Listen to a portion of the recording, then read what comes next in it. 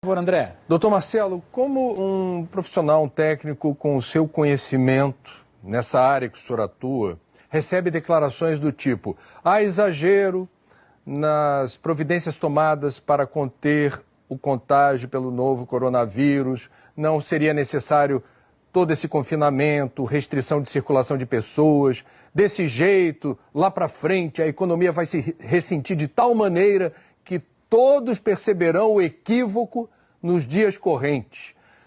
Como é que o senhor vê declarações desse tipo que tentam desacreditar o conhecimento que o senhor representa? André, boa noite. Essa é uma pergunta muito difícil, porque essa é uma doença nova, uma doença que tem um potencial epidêmico e pandêmico já demonstrado, mas que nós precisamos trazer em perspectiva com outros agravos do mundo e outras situações com as quais nós já nos acostumamos e que não geram essas medidas extremas de contenção. Ainda em relação a coronavírus, existem estratégias de supressão e de contenção que são diferenciadas.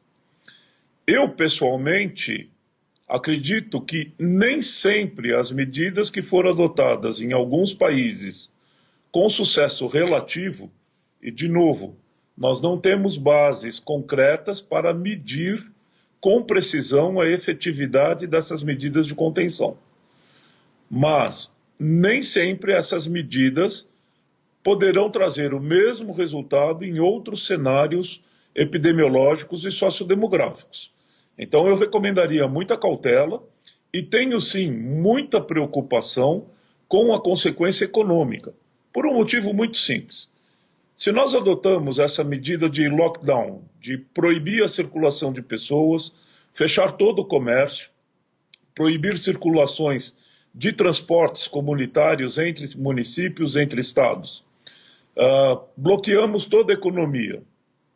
A epidemia, uma vez que se instala numa população, ela vai fazer o maior número de casos possível sempre. E isso é decorrente de uma característica do agente que provoca a epidemia e do comportamento natural da população.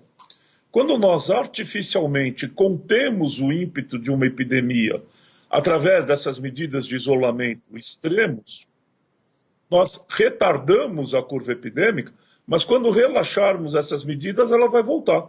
A curva epidêmica vai voltar. Nós estamos vendo na China a reintrodução da transmissão local, que obviamente não vai seguir o mesmo ritmo da original, porque todos já sabem o que acontece e o que precisa ser feito. A pergunta é: quanto tempo a população, uma população como a nossa, aguenta medidas restritivas e de impacto econômico tão pronunciado como a que nós estamos tendo?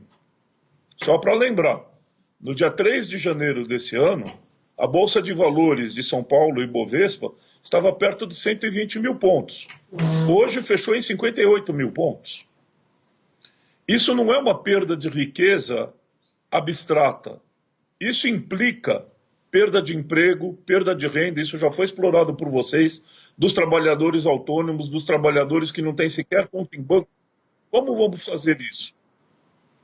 Doutor Marcelo, muito obrigado por nos ajudar a entender um pouco mais essa situação aqui no Em Pauta. Um grande abraço, boa noite para o senhor.